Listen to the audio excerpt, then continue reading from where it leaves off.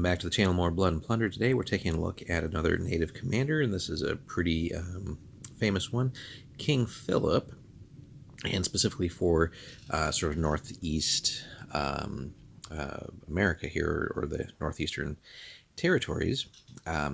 Specific list here, northeastern woodland tribes. So we're leaving the Caribbean, we're leaving South America here, so this is more on the northern frontier. Really cool commander here, another big 30-pointer as well. So weapons, you get the Firelock musket and standard melee weapons, so you're covered there with range and hand-to-hand.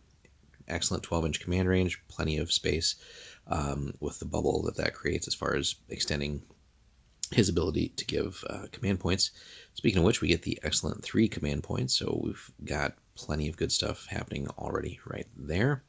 And then comes with 3 rules, or almost I'd say 3.5, which we'll explain in a second with expert ambushers. But with the command points and then inspiring, and we'll cover that in more detail here in just a second too. Basically, we have the ability to keep our force in the fight as long as possible. Now, the other ability, Vendetta, is situational. Obviously, if we're fighting against the English, very relevant. Anything else, well, it's not going to do anything. So we're going to do this kind of backwards, actually, just to kind of go in alphabetical order here. But taking a look at expert ambushers, we don't see that one too often, but it is a potent ability. So units in a force led by the commander may take move actions while remaining prone, but each move action is capped at 2 inches. But nonetheless, that can lead to some sneaky tactics there. Now, obviously, when you're prone, you can't climb. Makes sense. But here's the other thing, though. Additionally, all units within his command range, and again, we have a pretty damn good command range, gain the hard chargers rule. So it's another one of these. Blood and Plunder has a lot of this where, like, hey, you have a rule, but in some cases it also grants a additional rule. Hard chargers is really good, so if we can get into combat, it's going to be pretty nasty. So when charging, this unit gets a -1 bonus to the fight test for the free fight action. So, and again, it's units that are nearby. So if we gear our list towards having some really good units for close combat, obviously we need to still be able to do some solid shooting. We don't want to be completely one-dimensional.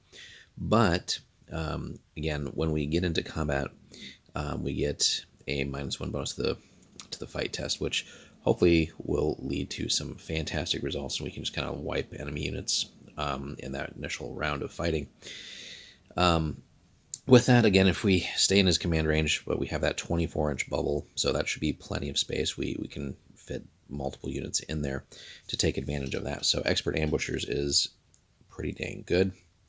Inspiring, we've seen over and over again, but all friendly units within his command range may reroll failed rally tests when his unit is active. We got the 3 command points to dole out, so again, we can keep the force in the fight as long as possible. So just those 2 abilities, I think, he's definitely worth fielding just from that.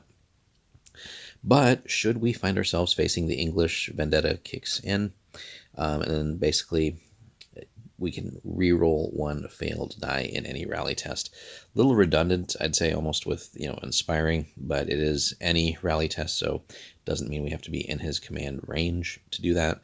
But overall, again, I think I've said it in other videos, kind of wish Vendetta would be something a little bit more offensive, like, hey, we hate this force so much that maybe once a turn we get a -1 bonus or something along those lines. But nonetheless, we got basically 2 abilities here that can help keep us in the fight, and expert ambushers letting us do some movement shenanigans. But then also, if we get into combat, we'll have hard chargers while in command range.